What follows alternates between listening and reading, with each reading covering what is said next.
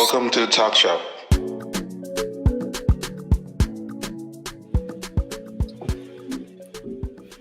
Cool, guys. Welcome to another episode of the Talk Shop. I'm Bernie. I'm Chimdi. I'm Duke Ubong Ata. Yes, the special guest we got on the Talk Shop this week. The most fashionable man in the world, depending. not today, Bob. Hey, who's sitting in their house on a Sunday wearing a silk shirt? It's actually velvet, boy. Let's not get. Oh, exactly. See. Okay, I like that. But yeah, Duke. I know you know Chimdi more than myself, but we all went to the same school. I know a lot of people are going to be like, you guys keep interviewing these Loyola guys. What's going on? But Loyola has produced some impressive indivials. And so interesting. You like that. You be like that. Yeah. Exactly. Yeah. Don't hate. It is what it is. It is what it is. Yeah, Chimdi, why don't you tell us a little bit about Duke? Give him a nice little intro, and then we'll get into who he is, what he does. Yeah. So, well, like Bernie said, he went to Loyola with us. He was how many years? 2 years junior? Yeah. 2. Was it a year? Were you in? It was 2. It was 2. I was you were necessary and this was 1. So yeah. Okay. 2 years, yeah.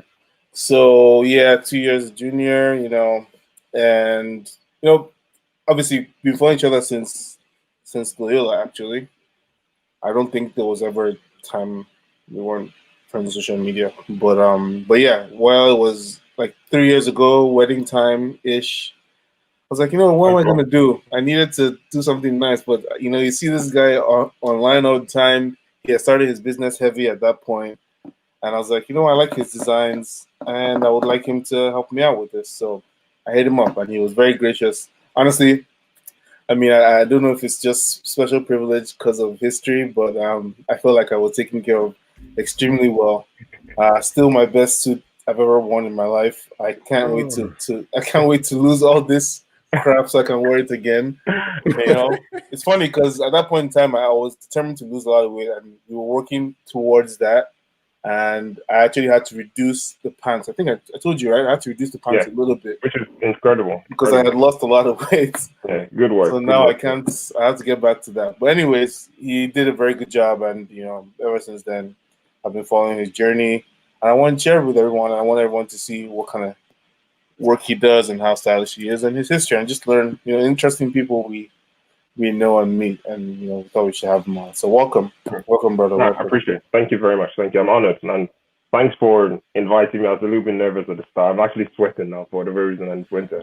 It happens. What happens when you go? I like your stuff. Yeah, I like how different the people you invite on. I like the content of what you talk about, and I think it's especially right now in the UK, we're back on lockdown now, so podcasting and things of that nature, pretty much all we have to do. There's not an awful lot working from them. So, like I said, I'm honored to be invited on here, and I look forward to the chat, seeing what we can sort of, mull over and then just talk about the journey and the experience and all. Welcome. So yeah, I mean, let's just dive right into it. I mean, I gave the background as to how I came in contact with you, and what this connection is. But just give us I've always been curious too, and I guess I never asked. Maybe I did. I think what your motivation was to go into the fashion industry, essentially, and it was a weird one because I actually slaved away at uni doing a computer science degree, which obviously quite a journey away. But I think already at there was stuff that I preferred sort of like the front end design and web design and things like that, things that looked good. But it must have been in second year uni when I actually started. I think probably second year. Let's first year, close to the end of first year, I started taking my style a little bit more seriously and started sort of defining it further. And it was that sort of around that time that I launched my blog. I don't know if you remember. At the time, it was called Duke's Attire. Yeah. So I started sort of, it was more of a gentleman's lifestyle blog. What to wear on a date, what to get your girl for Valentine's, and that sort of content that I was writing a lot about. I had a few sort of guest writers as well who sort of helped out with content, but at the time it was good. And I think that was the time in the internet where people actually still read. Obviously, not so much anymore Mhm. now.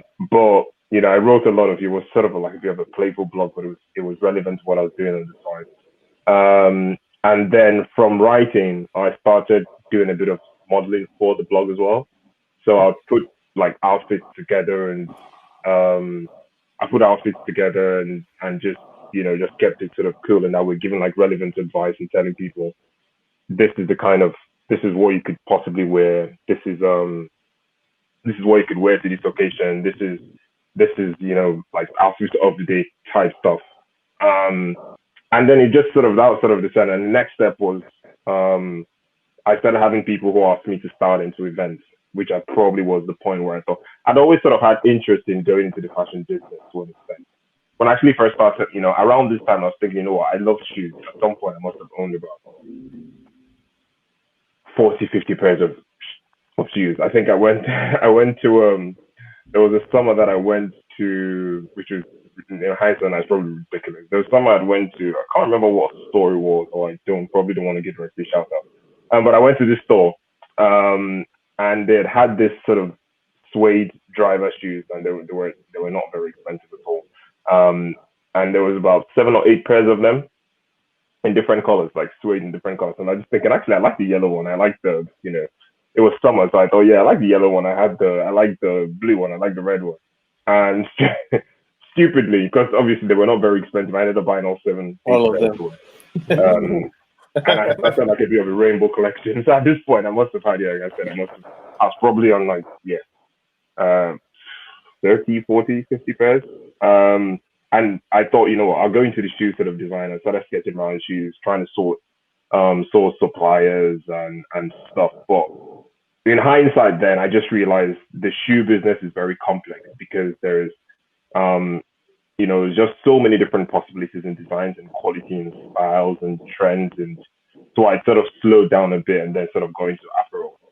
But back to the main journey. So after I started doing a bit of modeling for the blog, I realized people were sort of asking me to start it stuff, or for weddings or graduations and birthdays and stuff like that. And then I was actually, what, at the time there was just a lot more demand for people wanting to wear clothes and shoes. And I started to realize while I love shoes, perhaps other men don't quite like shoes as much as I do, to that level of getting that many pairs. Um, and then, I started sort of looking around, trying to define my own styling, like the cut, how I like my suit to look. And if I suggested a suit to someone, I started doing a bit of personal shopping as well. How I would like people to also look and fit in their clothes, and started doing my own sort of research and pretty much self teaching myself a lot of the concepts around it. Um, then I finally ventured into tailoring.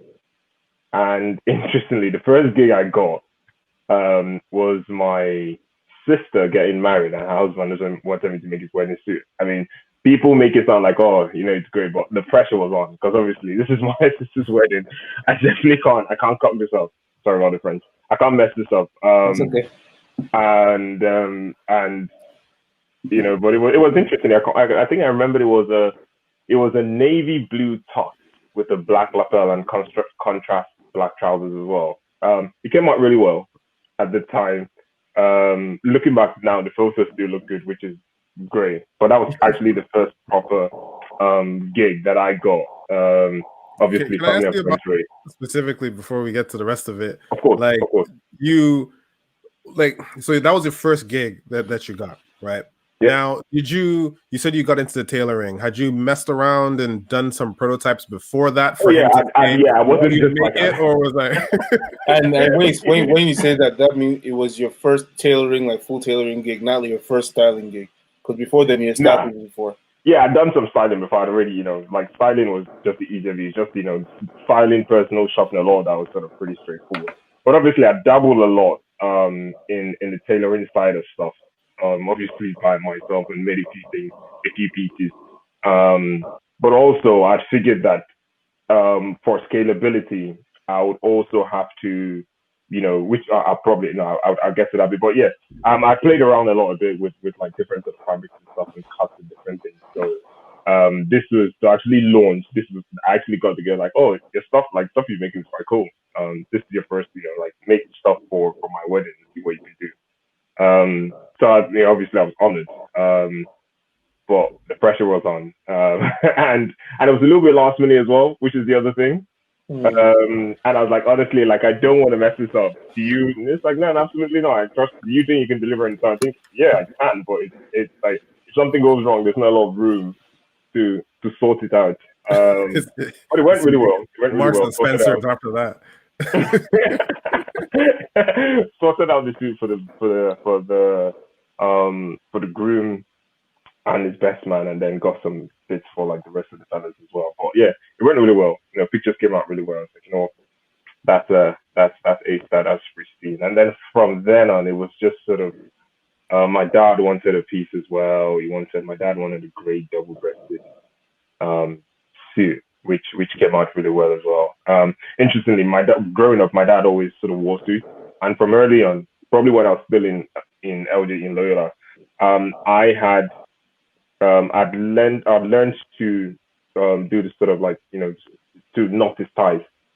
So whenever, and thinking back now actually on this podcast now, whenever I was back home on holidays, my job was to wake up in the morning and then pick out his suit because he had a load of suits as well. Pick out his suits, pick out his shirt combination, and then pick out his tie and knot it and have it ready for him. That's where it started. The first few days I was like, oh, no, this is great. Like I actually enjoy this. And I'm like, getting my dad looking fresh. But then I realized, I'm on holiday. I don't want to be awake when you're getting ready to go to work. Like I can't be bothered with this.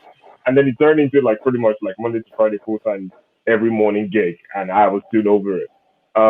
But I think at the time I had, obviously like this combining basics of like it's a blue shirt and a grey suit, and paisley patterned blue tie as well and stuff like that. So like he always used to feel himself that way. But I definitely personally took his style up a few notches. Obviously, good for him because you didn't have to think about it in the morning. I had to.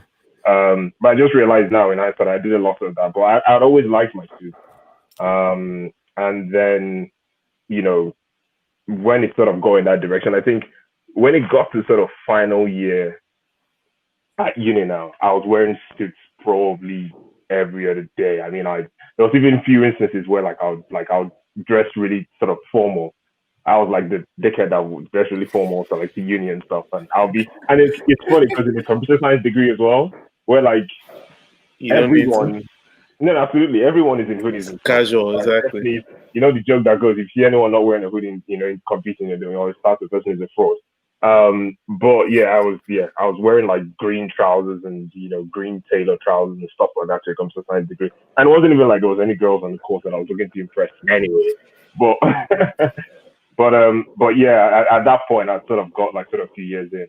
I had a little bit more experience with that, and I was playing around a lot more experience and experimenting with colors. At some point, I had this. I think one of my birthdays, I had this really bright red suit that I wore out, and you couldn't I couldn't even cause any trouble because CCTV would know that was definitely this guy. And there was a lot of those instances. I think I had a yellow suit once. But one of the interesting things when I taken the style quite further in that direction, I went a bit crazy with colors. I don't remember why I was obsessed with the rainbow, but I had I had a green suit, I had a red one, and these are like bright, not even conservative colors as well. These are very bright.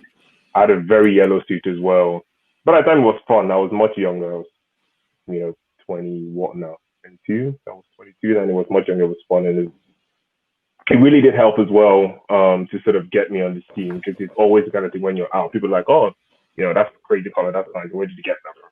Is it a costume? I was like, no, this is actually my fit. This is this is not a costume. It's not Halloween or anything. This is my fit. This is actually what I plan to wear. Do you feel like you made it work? Because there are certain people like you will never find me in a yellow. I can't pull it off. You know what I mean? Like it's just not gonna work. Like do you think feel free to be confident about it. Do you think it's one thing I tell people. I can take off. Yeah, I can take half the credit for it. But I tell people, and I tell whatever I have to style people and make them use it. The reality of the matter is, obviously, there are some colors that are better for different body shapes, which is fact. But for the most part, anyone's going to wear anything. it really goes down to the wearer and how confident you are in what you're wearing and your personality type as well.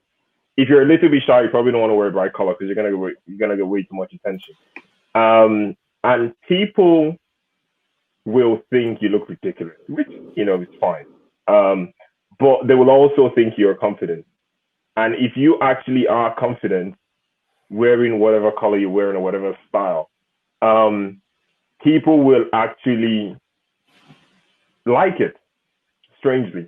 But if you wear something you're not comfortable in, people will sort of think, why are you doing that to yourself? And so you can see that when you talk about it's more the perception. So you can actually force the perception on people. If you're wearing your suit and you're rocking, you're like, I'm wearing a yellow suit, I don't care. When we say like pulling it off is really what people think about it. It's not, obviously, you look at yourself in the mirror and then you think, I don't know, I'm not really feeling this. But if you look at yourself in the mirror and thinking, nah, I've killed it today, like, I don't care, let people talk. When you're out and about, people can get that sense as well of like, okay, this guy is stylish, this guy is soft. It's that fine line between, oh yeah, he's lost a bet now, he's gonna wear this, or this guy's got the drip, like he's on it, he knows what he's talking about. So that fine line, and I think a lot of that is that perception that we can create with the way you sort of carry yourself and the way you rock your stuff and like how you sort of ooze confidence. So I'll take half the credit for it helps with certain height or certain body type and stuff, but really it's just I had the confidence to do it when no one else would do it or could do it, and then I had the reputation for it more than that. I did it all by myself. Yes, I always, I believe in that also. That if you have an idea in your head, you think you look good, you buy whatever looks good, and you carry it that way. Yeah, it'll shine through to everyone else. Everyone else will acknowledge it. So that's how there'll be people who think you look ridiculous. There's always going to be that. There are people who will never be happy. But when you tell them, you sort of say like, I don't care. Like, this is my shit. I'm rocking it. Like I planned on this. This is what's going on. Yeah, exactly. I find it interesting because like people used to say like those our clubbing days and stuff, like, oh, especially when let me put it this way. Nigerians, I would say, are more fashionable than some of the other people. I'm trying to be very careful with the wording that I'm using here. And I say that specifically because I used to hang out with a lot of, let me say, an international crowd. And the Nigerians are always the ones that like dress the best. Put effort into dressing. Exactly. If I was hanging out with my Nigerian friends, I was not dressed the best. But if I was hanging out with these other kids, they were like, oh my God, like, how do you pull that off? And I would feel good about myself. But when I look at the pictures now, I'm like, that was stupid. Like, it made no sense. So I know, like, I know certain things, like, I feel like I can't pull off because, you can fool certain people, but you can't fool Nigeria. But that's how I feel. I feel like you just can't fool them. They're like, nah, that looks like shit. Take that shit off. Exactly. I think that was the point I was going to come to because it's what I probably a bit controversially call black privilege. That we'll take it. It's the only thing we have. Yeah, we'll take it. It's a little bit controversial, but it's just one of those things. Black people in general, obviously Nigerians take it a bit further, but there's just a little bit more room to what you can do in terms of style, and especially colors. And it's just sort of helped that I think culturally as well, the African culture is sort of very colorful. All of our fits and stuff like the kente fabrics, all of the stuff. It's the across the board, it's sort of very colorful, very bright, very loud. So we're used to that. And I think with our music and style, and Nigeria just having a reputation for being generally loud as well and sort of quite out there. It plays into that narrative as well. So there's a lot more, just by virtue of that, by the genetic pool or just being Nigerian and black, there's a lot more for you to play with. It gives you just a little bit to sort of start from. So yeah, there's certainly that. I always had this question, and it's interesting to hear you talk about your beginnings personally, because I always had this. First of all, I always had this want in my head to someday be a suit wearer every day. Yeah. It's not going to happen anytime soon. Not in lockdown. Not in lockdown. But the reason I'm bringing it up is because the big thing that always used to discourage me especially back then, was cost. And I Mhm. say cost because I always wanted to look the best, and I figured that to look the best, you needed the most money or the most access to tailoring. Mm. So that's my question.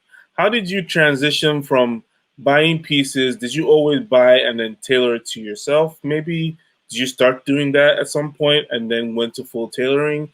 And cost wise, 7 shoes as a college student, unless you were working another job or you have means, that's not cheap.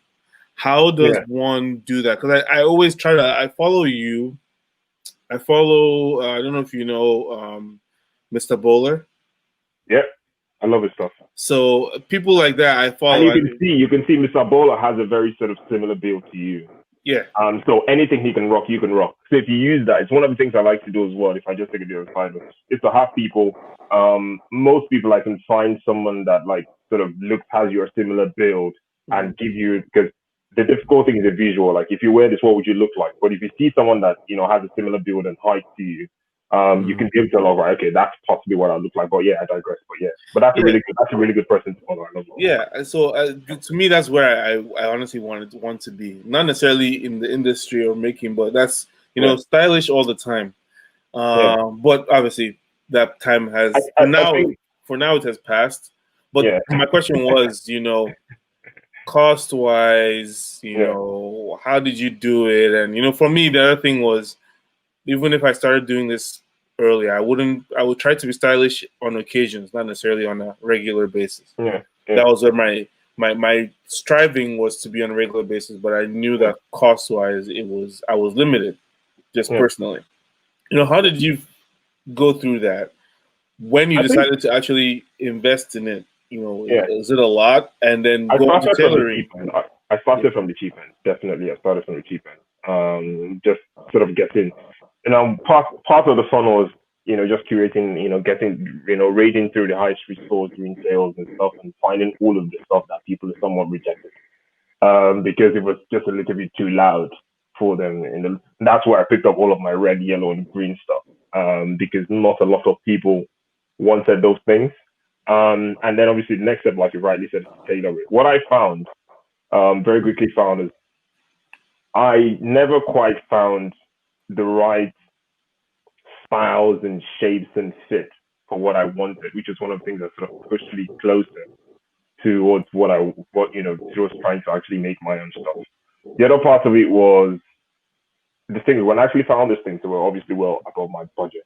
We're talking luxury brands now in the thousands, so it just wasn't going to happen.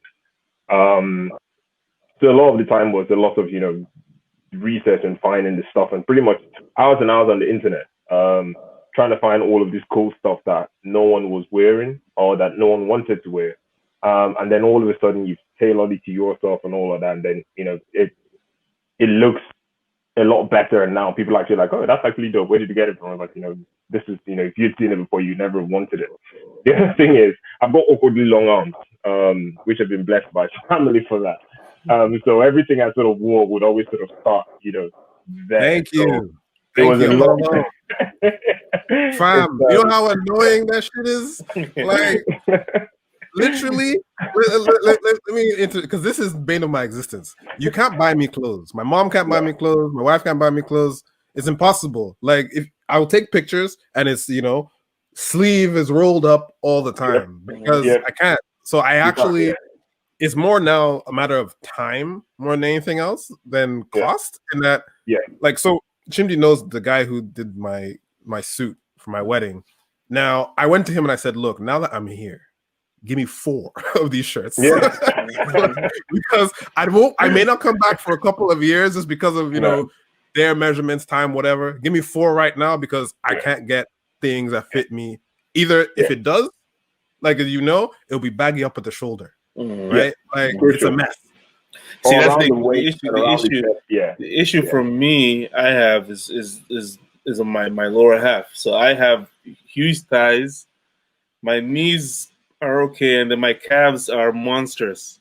yep, So if I wear pants, and you know, the tailor has to really get it to fit me because it can't fit anyone else. It has to fit precisely, and that's the biggest task I always have. I mean, other than I can always find stuff to fit my shoulder, but again, my shoulder, my biceps, and then the length of my arms are not as long as you guys is. So my shoulders are bigger for a bigger person, a more built person, and they're shaped in that bodybuilder type awkward thing. So tapers of my suits have to be specific. So for me, that was the fear, because if I have too many specific, the tailor is gonna charge me up the wazoo to change anything. And that's where my issue comes from, because literally every piece of clothing, if I really wanted to do it properly, my shoulders have to be measured properly and fitted. My arms have to be fitted properly here, even here, and then the length. My pants, the waist to thigh to calf ratio is fucked up, and then the length is like small. I'm short, so it's like it was terrible for me. Your pants are generally, I find, which is probably pants are generally a little bit more difficult to get to fit than jackets. Because it's just people's like similar my lower half is it's just not very practical. I play a lot of football and stuff, so my thighs are huge. When I still used to wear jeans, I would split my jeans after every 6 months.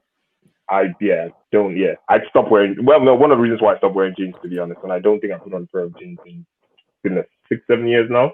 Wow. But it's funny, it's true. Until this year, I just bought 2 pairs of jeans. Amaka just bought them for me a month ago.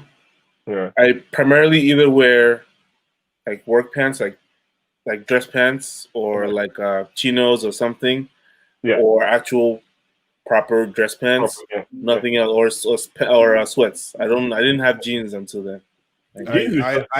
I didn't wear jeans for a long time because I couldn't find jeans that fit. It's the same thing with my arm.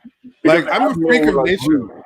Yeah, they have no glue, so it's difficult. Unless you wear like skinny jeans that are this stretch and stuff like that, which just doesn't, it lost its appeal a long time ago. But it just, it just doesn't sort of sit right. But like I said, trousers are a lot more difficult. You need to get the waist right. People can have a small waist and massive thighs, and then the knees are, sort of super down, and then the next part of it is obviously if you've got, bigger feet, then we need a little bit more room around the hem so the cut needs to sort of go, and then when someone actually puts it on, it needs to fit and then also look right as well. Because that's one of the things that winds me up when I look at pictures.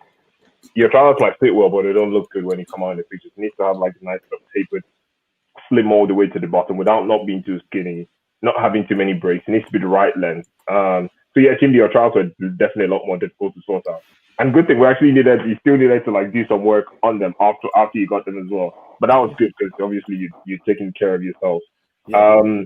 But I think the point that you mentioned before, one of the reasons why I've been able to wear, because when 90% of your wardrobe is suits, and that's all you wear every day, it's actually really helped me stay in shape. Because one of the reasons why people are not, I find with people I work with, my clients, of why they're not able to sort of, keep a tracker on the weight. If you wear like t-shirts and shirts and stuff like that that don't really that give you a bit of freedom, you don't actually notice much.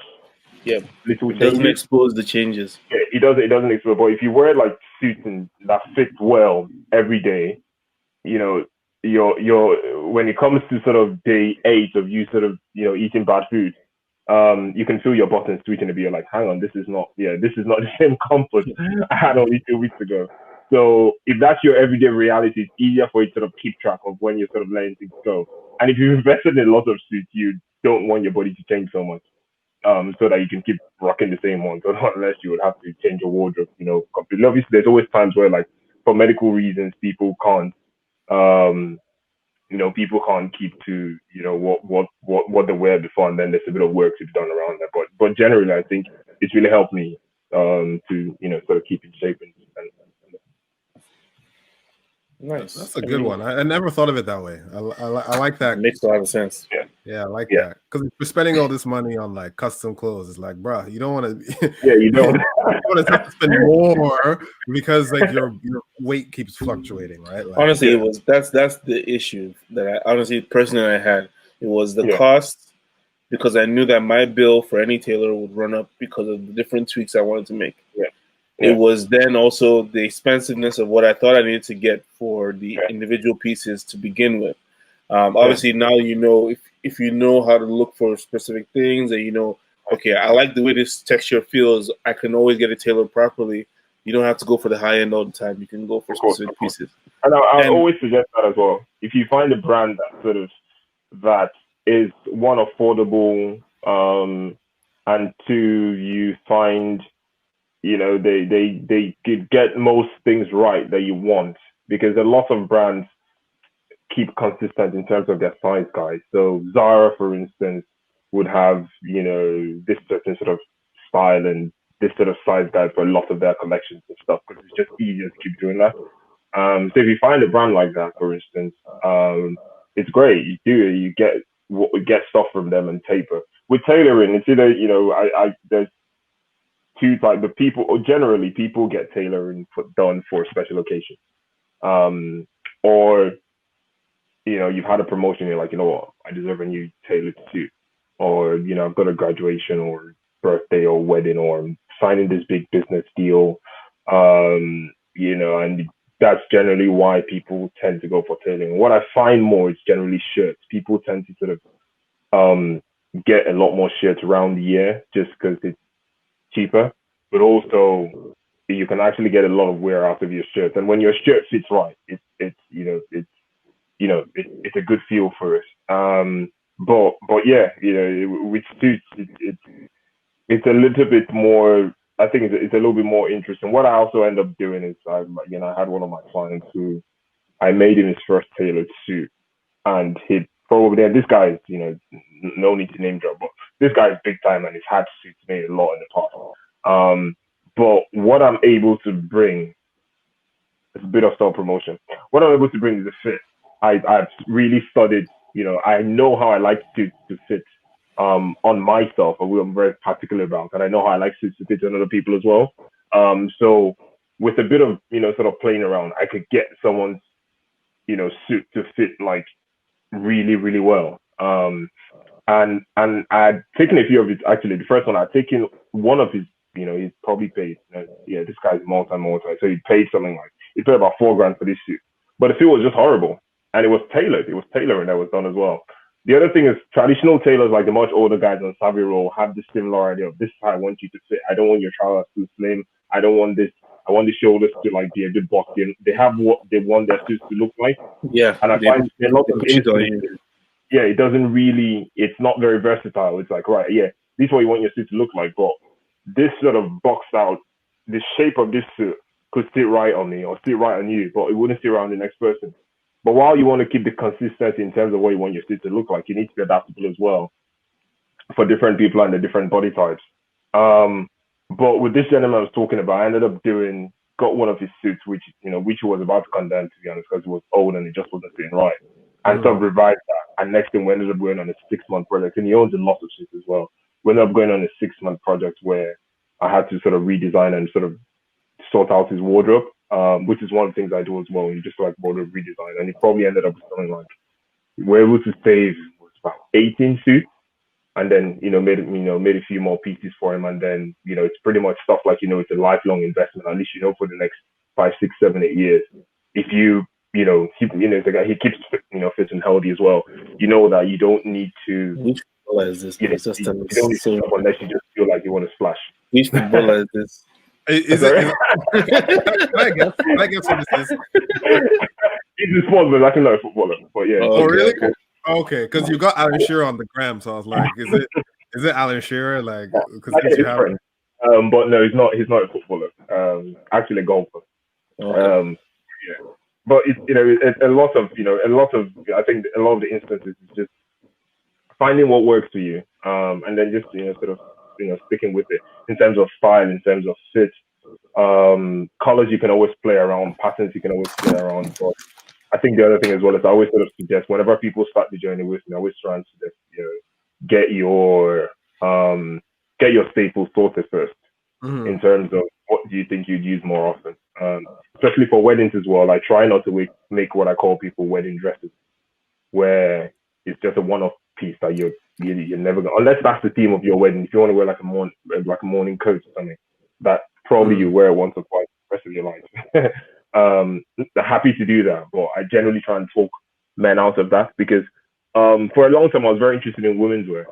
I started actually with design. One of the things I played when I was sort of dabbling with shoes was dresses. But I just now I finally, if you notice, I've taken a bit of a sabbatical from social media, which I'll talk about later. Um, but I just didn't quite like the consumption of um at the time I didn't quite like understand as well how women consume fashion. For instance, with generally now I know a little bit better, but generally when a lady wears a dress, it's a case where she doesn't want to wear that dress again or pretty often. So that I may be wrong, but this is my take. I don't want to mansplain or anything. But we're often, so it's like, yeah, this is not the lady with the one dress. But when I make a manus to, he almost wants to wear it to bed. He wants to wear it every time. Doesn't want to take it off. Obviously, there is a total, obviously societal sort of standards. It's like, celebrities would have all, if a lady wore a dress two or three times, it'd be all over the papers or the lady with the one dress. So obviously, society holds women to a much higher standard for whatever reason, which is ridiculous. If you have a nice dress, rock it 3 times a week if you want, as long as you don't ruin it. You got a point there. And I want to point that out because like women and men are very different in how they do that, right? Like, and I know people. So a friend of mine worked at this company. She was like became a VP. That's called Rent Frock Repeat, and the whole idea was, well, if this is how we're gonna do this, right? Then you can sell your dresses, and then it gets into this cycle, right? So as a woman, you go on the site, you go, you know what, that Valentino or whatever, this one, I like this. I'm gonna rent it for this event, give it back. So like it's a continuous cycle, and that way, A, it's environmentally friendly if you really think about it. But B, it's just their clothes are just sitting there wasting away that you're not even like think about it financially. Like you can now profit off your clothes. Like so it's a great concept, and I think maybe men can get into that. Maybe I don't know, certain types of guys. I don't know, but like for just as you said, for women, I think that's interesting that you brought that up because it is a problem that they've identified actually. So you probably might get away with the mansplaining thing. Fingers crossed. But yeah, it's definitely, and I think the one of the things I like us to talk about, probably later on is just the ethics of fashion in itself, which when we talk about random stuff, we'll probably dabble into that as well. But I think the industry is very interesting for that. And I sort of felt more, I get a lot more satisfaction from men who probably previously, up until recently, the fashion world has not really given enough attention to men. It was generally that men are generally not stylish and, we don't really like dressing up. But obviously, in recent years, there's this huge surge. And you can see on social media as well. When I started blogging, it wasn't huge. There was not, a lot of people who were sort of, caring about the looks and wedding and dressing well and stuff like that. But now, everyone on the internet is a menswear blogger, which is great because what that does is, for a long time, I'd stopped the blogging side of it and for various reasons. One of those was I was actually doing a computer science degree. So it was beginning to, first year was great. It was beginning to kick my ass. But I think, what is great is obviously a lot of it has happened because this has created demand for people like us because all of a sudden, everyone on Instagram is wearing suits. So while that might be looked upon like competition, no, there's men generally now all of a sudden want to look better or, want to look smarter, want to, experiment with tailoring and, people that have the means for it are happy to pay for it. So in that way, it's really worked and it's good. And I think now all of a sudden, if you look at the sneaker culture as well, the fashion industry is doing a lot more attention to men because men, who've always had money but probably spent on different things now have spending power and actually are willing to spend a lot on items of clothing and personal care as well. So there's been a huge shift, I would say, in the last 5 years in that direction, and the fashion industry is loving it. Menswear is actually one of the pre-COVID, menswear was actually it's not been affected an awful lot with COVID. I don't think fashion has done all right. comparatively, but menswear was one of the biggest growing industries across board.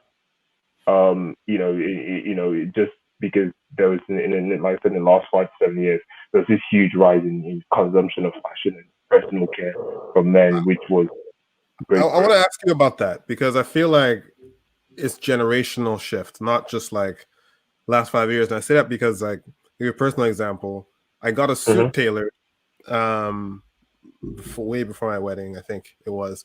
And my dad, like, I was like, yeah, look at this, like, I got this. And it was the same people who tailored the suits for the show Suits, if you've watched that show. So they were like, do you want the Harvey Specter? I'm like, give me that Harvey Specter look. That's what I want. Maybe that wasn't the right look. I don't know, but I said that's what I want. And I came home all like, yeah, I got this suit. My dad looked at me and he was like, oh, great. But like, I could tell that there was, he was confused because I think it had to do with the way the sleeve was. Like, Right. nowadays, I guess, like, we leave more, like, you want to see more white. Like, Yeah, not too much. You want to see more white than before, whereas before it was like the sleeve one almost covered everything. And the way the hemming and all that type of thing. And I was like, why is he like, we had a discussion about this, and he's like, this is too short. I'm like, no, this is how it is. And we got into this argument. He's like, I've been wearing suits since before you were born. I'm like, that's the problem. I had to argue with my dad as well. The exact same thing. He thought my sleeve was too short. But like, and to your point, because then I showed him, I said, okay, you know what? Look at Anderson Cooper. I was saying, look at his suit right now. And then he went, oh, okay. And then I realized that I feel like that generation, it was like Men's Warehouse type of thing, right? Where it's like, this is what you wear as a man, right? Yeah. If you want to change color, like, maybe you can change a little bit, but like, usually it was black or navy blue if you're going to work. If you wore tan, like Obama did, it became a problem. I feel like with our generation, we're like, well, these rules don't really apply to me, so I can move outside the box a little bit. Is that the same that you guys have seen, like, in that your father's generation is very different? Absolutely. I mean, like I said, my dad, when I was, sort of giving him blue shirts and like pink ties and stuff like that, where the direction, I mean, he wasn't young. I mean, this is probably only about 7 years ago. It was wearing it to the office as well. It was, well, maybe not 7 years ago. Totally different. But anyhow, there's that huge shift, and I think we have a lot less respect for rules as well. And shows like TV shows actually really help the business. If you look at Peaky Blinders, for instance, that has had a huge upsurge. Literally, there's brands that tell themselves, we'll give you that we'll give you the Peaky Blinder look. And that there's a few brands that have turned on the internet now that are pretty much just selling you that. So TV and the internet and social media, is a huge driver for these things. And obviously, it helps as well when you have like ladies saying, "Oh my God, Harvey Specter, I love his suit." Men generally, and it's the nature of the world. Men generally like, "Oh, you know what? Yeah, I want to, get that as well. I want to look like that. I want to have my A game on." So, it's definitely, it's a whole different shift as well. And back, much, in whatever the 20s or 30s or whenever, when pretty much the only thing you could ever wear, like you said, was a suit in a slightly different color. The appreciation then wasn't quite as high for suits because everyone wore one. But now that the further you go, the style is a little bit more varied now. You have people wearing pretty much anything and everything. When you dress well and you dress slightly differently, I think that really stands out. And the other thing with menswear as well, which I keep saying, is menswear. I mean, fashion generally cycles. Things always go around and then come back. The good things, the bad things, it just always happens. If you think about high school, what was the thing called again? Social. We were all wearing like baggy oversized jeans, like oversized t-shirts. The worst times. Crazy. Like, back in fashion now. In the last 2 years, oversized stuff is back. Like my feed now, I've sort of dabbled a bit into like, I'm working. One of the things which if we have time, we could talk about later as well. I'm currently working now. This is exciting where I work with influencers, help them launch their own brands. people who are stylish, who fit the model, and who have enough sort of appeal. So I've been doing a lot of research in the last couple of years into streetwear and stuff. And that is back. That fit, the oversized pants, the exercise t-shirts, all of that stuff. See, but the difference I'm seeing, actually, you're right. I think more now what's coming back is more late 70s, 80s rather than 90s, 2000s. And why I say that's because it's not the bootcut baggy shorts and jerseys. It's more retro, women would wear like the jogging the half top, the crop, big crop top, and then the jogger pants. But it still looks to me. I think honestly, I think that 70s, 80s athletic wear was kind of stylish. I think that's actually pretty okay. But you know the problem though, the aspect that's the problem isn't really that, it's the shoes. Those baggy trainers. Now even like the trainers people are wearing are baggy now. You know what I mean? Like they're like space shoes. Like you remember those Kobe space shoes? But I think that's the thing. A lot of people it's coming back because if you look at like the sneakers, everyone is wearing sneakers that are more pronounced now. Sneakers is probably the biggest in fashion. Sneakers is like running the game. I mean, there's traditional brands like, without name dropping again, like Berluti. I don't know if you know Berluti. They're very sort of old Italian, sort of posh, everything is £1,000 kind of brand. And they're kind of like, sort of, how this sort of the old, fashion houses are sort of standoffish. They're like, we're going to do this, we're not going to do that.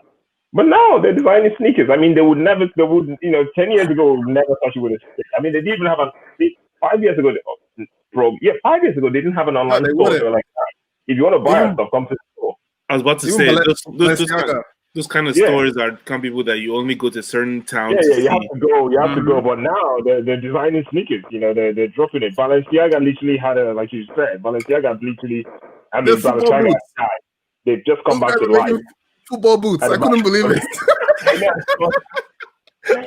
Like, what is this?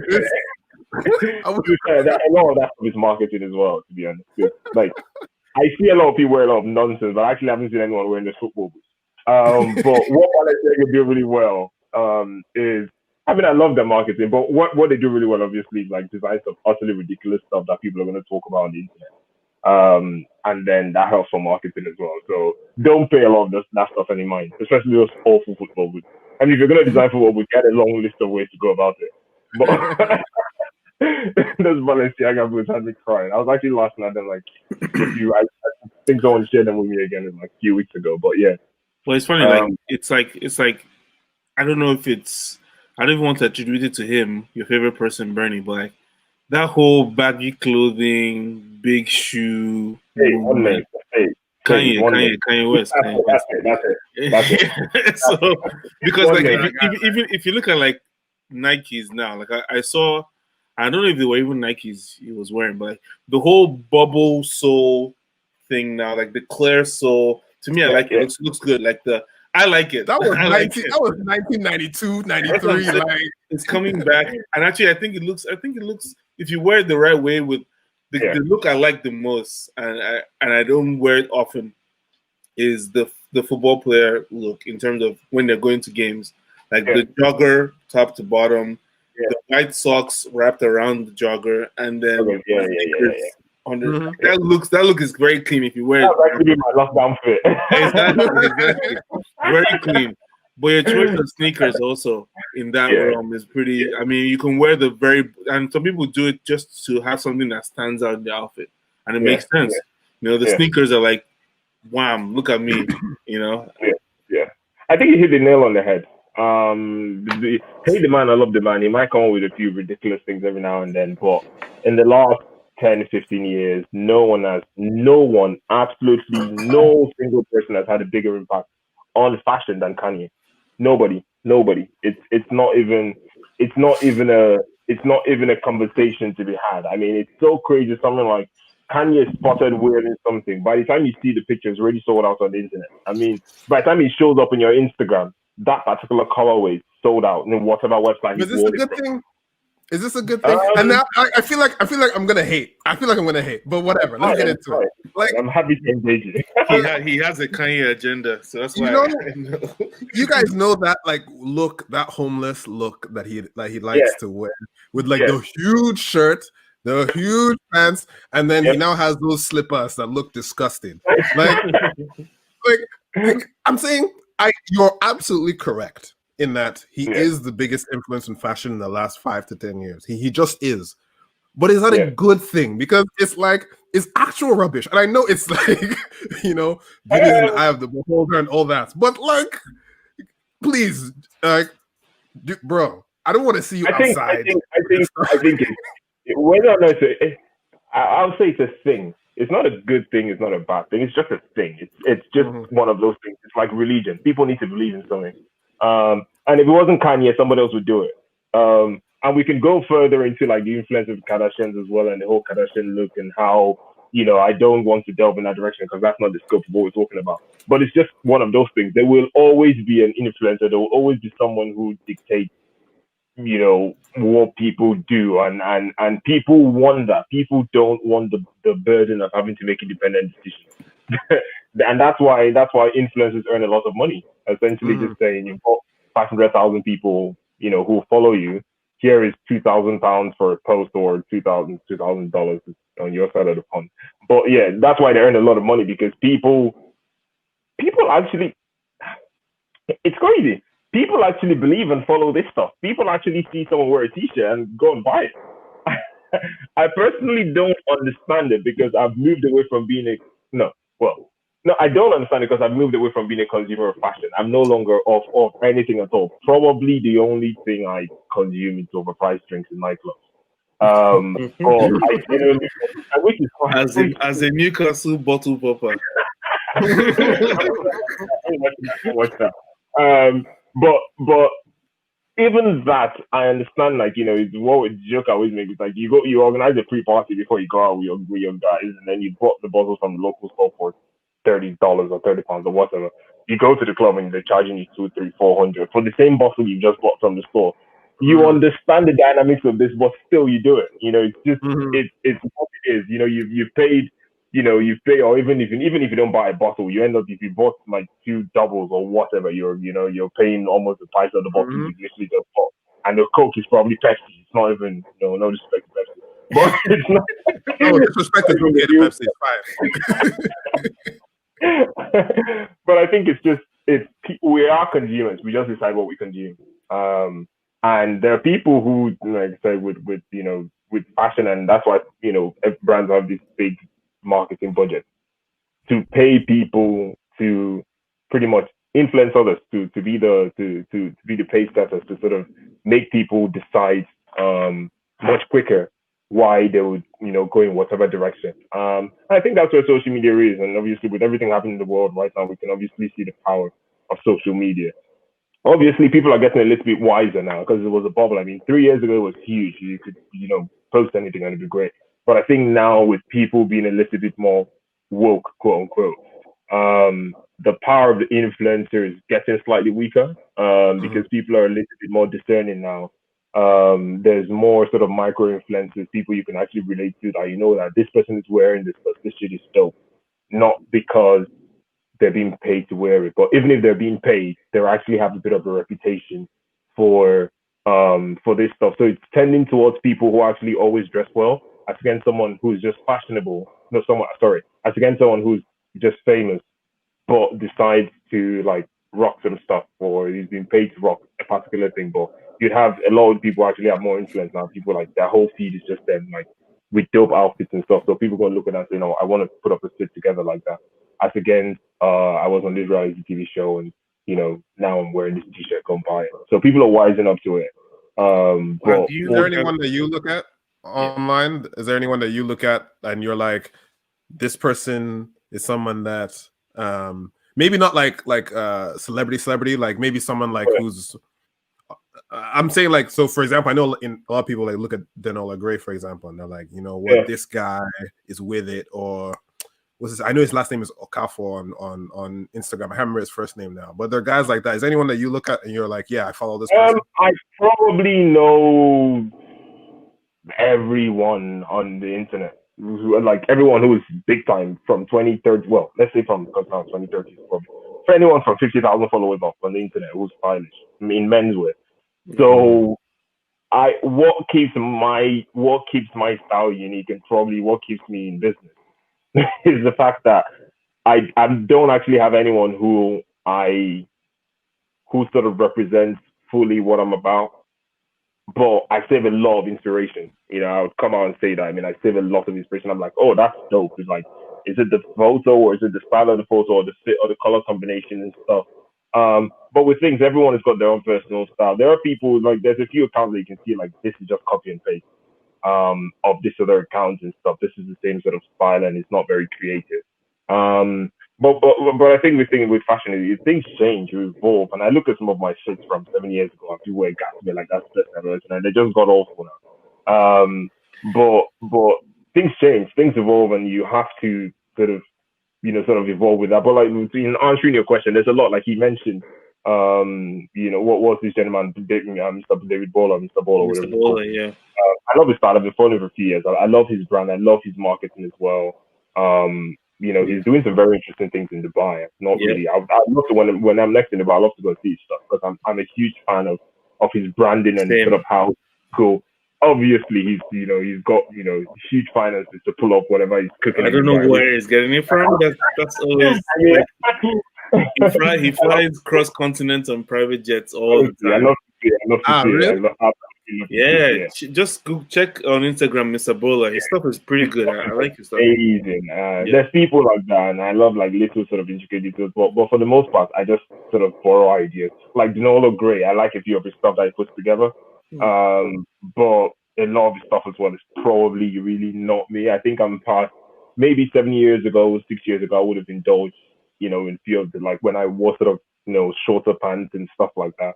But one of those things is like now I generally probably don't feel as comfortable. I mean, my dad used to make jokes whether I was walking in the stream or something while my pants were short. But now, I like my pants a little bit longer just because, I'm no longer early 20s. Yeah. And you So need to I was just be able wondering. I was wondering, have you ever thought about, because you say you consult with some of these influencers and stuff. Yeah. And you also mentioned that your personal social media activity had gone down. Yeah. Why is that? And why I would see you as being, you would be on that upper influencer level if you wanted to. You've obviously made a conscious decision probably not to. What's the reason why? If you want to talk about it, anyways. I think there's a number of reasons. One of the things is fashion is tiring. Fashion is draining. And more so, just um, being in being in the industry in itself is just it is tiring generally. Now with everything going on in the world as well, I a bit of I think we can all talk about the glamorous stuff. One of the key things I did in changing the sort of this shape and the status of my business was um, I now work with a tailoring house in Milan and in Portugal where I get my things made. So I have a lot less control. So I stick to more design and fitting than actual having full control of garment making and stuff. For various reasons. One of those is scalability. I want to grow a big fashion house, not be a tailoring brand, because you're not going to make $100 million making tailored suits. It just never happens. It's not possible. You can't.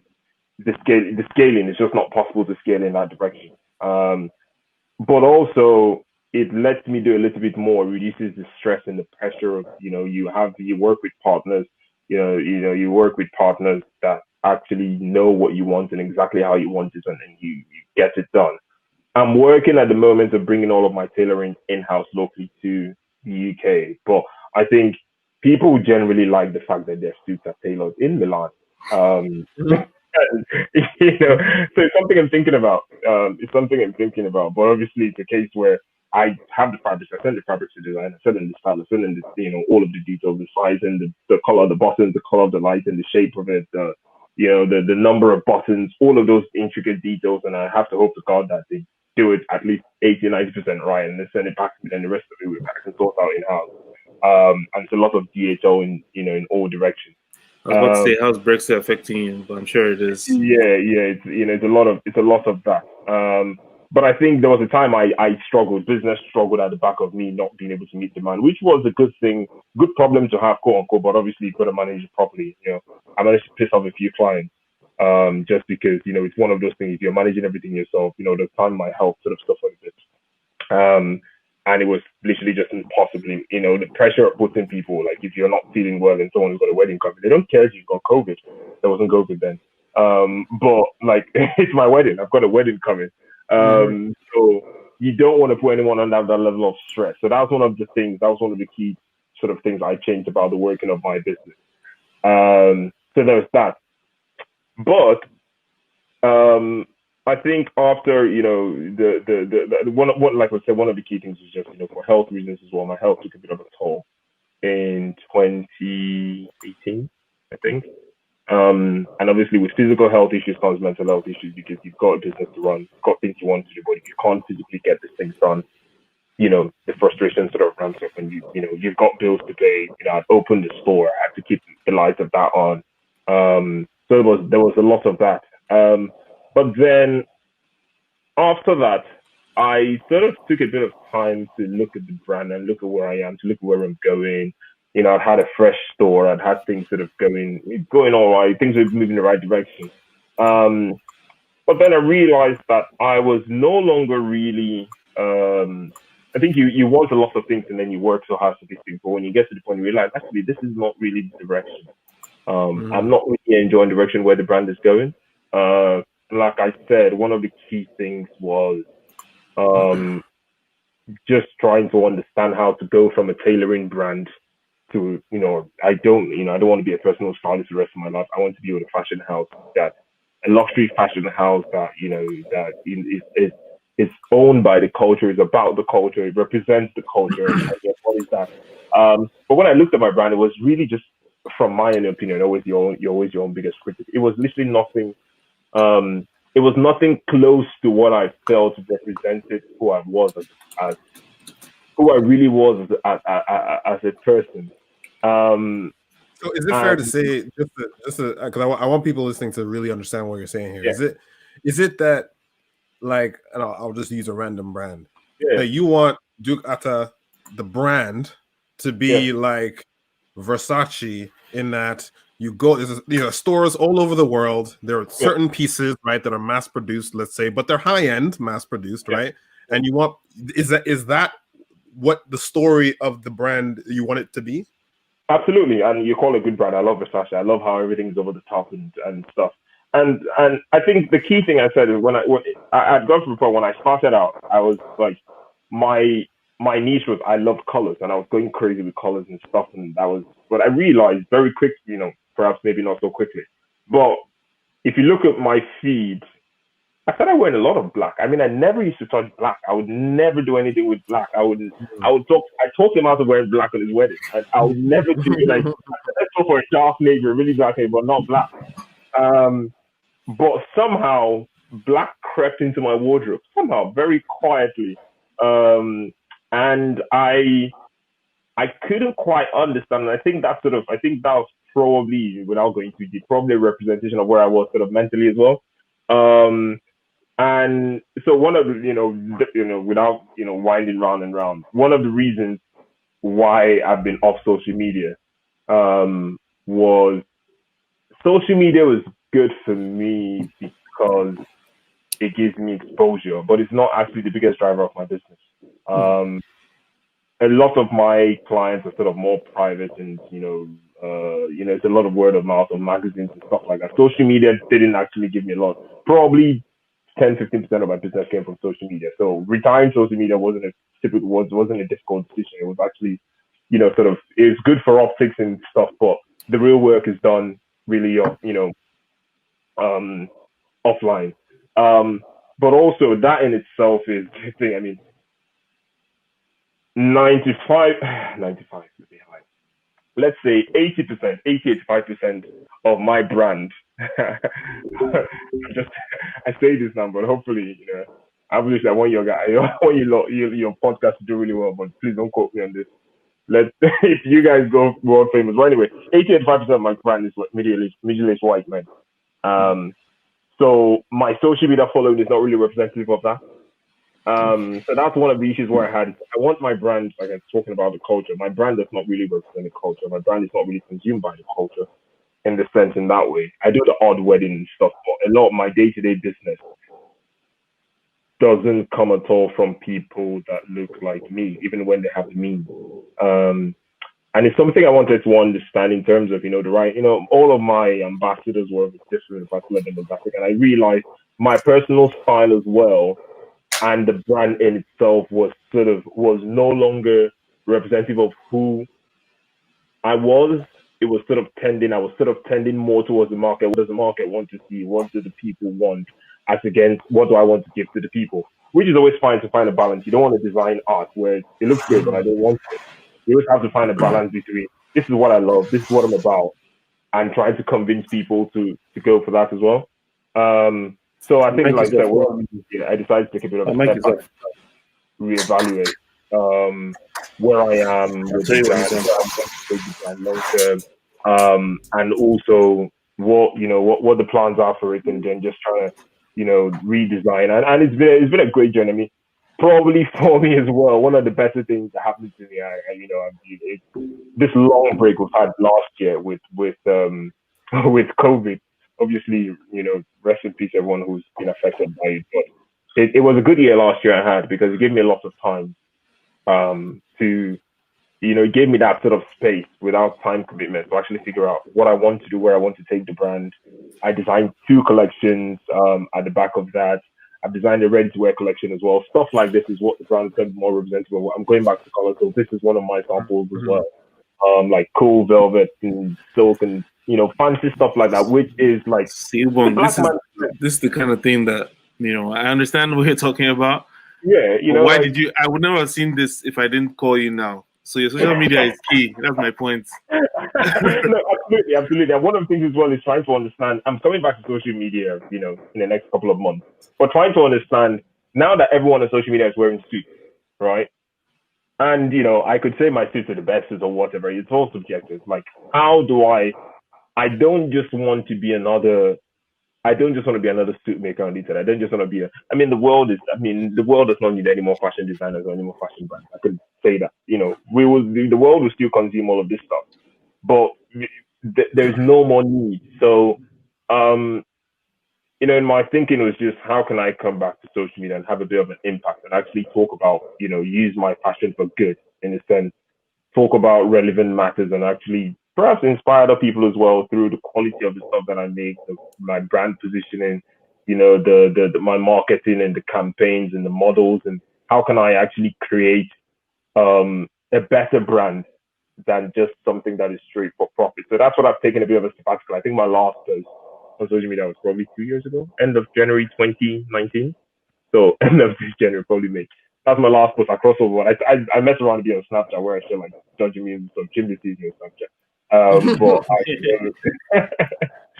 I don't actually know. I actually have a bit of a following on Snapchat of people consuming that nonsense. But I don't know. I just chuckle up myself all day. But I don't think I posted on Instagram page. I don't even have the Facebook app on my phone, to be honest. I don't think I posted on Facebook, Instagram, or even Twitter. It's okay. Honestly, let me tell you, it's just a matter of exposure and seeing what's going on. Obviously, I don't live in Newcastle, so I don't know. I didn't even know you had. Well, I knew you had opened a store, but I didn't know how it was going. I didn't even know it was still on, whatever. And I didn't know. I mean, if somebody's not there, like I know you. Are you still in the design phase of stuff like stuff you're wearing? Is that something that's out there being sold currently? The design is done. The design is done now. We're just completing sampling now and just getting ready to roll out. Man. So it's not like it's rolled out yet, and No. I mean, when it's rolled out, social media will know about it. I was gonna I mean, say just like your timelines, and because now like you're a guy with long arms, so I know I can trust you with your fashion. So like, I need to know how I can get this stuff in Canada, because my whole thing, right, is Yeah, I want, me personally, I want the world to have a bit more flair from people like who look like us. yeah, You know what I mean? I don't think that's absolutely, enough, and I think that absolutely, absolutely. if you are able to get this brand up and running, fam, we will promote this shit like No, all over absolutely, the place, absolutely. because we're ready. Yeah, We're ready. yeah, yeah. No, I love to hear that. I think it's I've completed the design. I've completed the branding. I've got a new logo. Stuff like hats and stuff like that. So more sort of cool. So it's not like I said. The key thing was trying to think about the easiest, most practical way to move away from just being a tailoring brand, or that being a full fashion house where you don't always have to get the same stuff. You can actually, it brings something a little bit. Like I said, there's a lot of people on Instagram now making tailored suits. You're spoiled for choice. There's a few people I wouldn't recommend myself. There's so many different options. But I think it's always important to bring something different, something cooler, something more you to the market, something that represents you, and can spark that interest. But also, being off social media has been tremendous for my mental health. I don't think I've been in better, which is Cindy knows I talk about a lot, and so on Snapchat. I'm very passionate about mental health, and I think people should. It's important, people with where the world is and what all the things that's going on. It's important that people look at this and look at themselves and take care of themselves. And I think being off social media has been great for that, because I feel less anxiety to do stuff. Mm-hmm. Initially it's kind of like, ooh, like we're talking about, you need to like, you know, show the world what's going on. But I'm just saying, no, I actually enjoyed working in silence, designing my collections, scratching the head. I don't like this. I want to start again. Sampling and doing all of that stuff. I don't, because obviously there's people who like you do the smartest thing, you want to show off on social media so people can feel like you're doing something. Mm-hmm. People have been, and most people like who follow me probably, I don't know, people might think, God forbid, that COVID took me or something. But I've been very, except people who sort of know me personally have got me on Snapchat, so I've been very quiet. I'm not gonna lie. But I think, yeah, I'm finally, I would say I'm finally ready. I think I've done the rounds of, done all the background work. I think I'm finally ready to show the world the magic and the source I've been working on. So Nice. exactly. We're waiting to see that. But yeah, I guess everyone has more detail on how amazing this guy is. Trust me, there's a lot of detail into everything he does, and I will recommend every time. Once I get myself back in a good place and I need something, but in general, though, advice in terms of what to do, I know he's open to helping anybody. So uh, anytime. yeah. I mean, we'll post to social media, even though you don't have anything there right now. But we'll post to social media. Soon come. I'll be promoting. I'll be buying thing. Like, oh, when you listen to the podcast and stuff, and the first thing, like, you lot need to give me a rate. So when we stand there, this podcast is sponsored by Duke Guitar. We're ready. Already, no problem. We're down. We're down. Once you start, every time, the first line you drop in your podcast, and we need to get. And I have a proposition for you. You seem like a nice guy, so I don't know if you go for it, but I'll throw it at you anyway. Because I like to roast people, and Jimmy likes to roast people, and we are going to roll out a new sort of mini segment, let me call it, and we haven't figured out what we're going to call it, but the idea is to review stuff, right? So everyone talks, in music and other things. We're like, okay, we'll review some albums. I'm like, why don't we review what some of these people are doing fashion wise? Like, what are those and stuff like that? But like, because I want to, and especially for me, I want the first one to be Kanye, and I want to roast him. So if you're down, when you have free time to join us and review what's going on wild fashion wise, please, we would love to have you. I'm totally about that. And the good thing is, like I was saying before, fashion is subjective. People always have what they wear or what they think it's cool. But one of the interesting things I'm going to leave you guys with this thought is the reason why the industry works is because ultimately, whilst everyone pretends they want to be different, we don't really want to be different.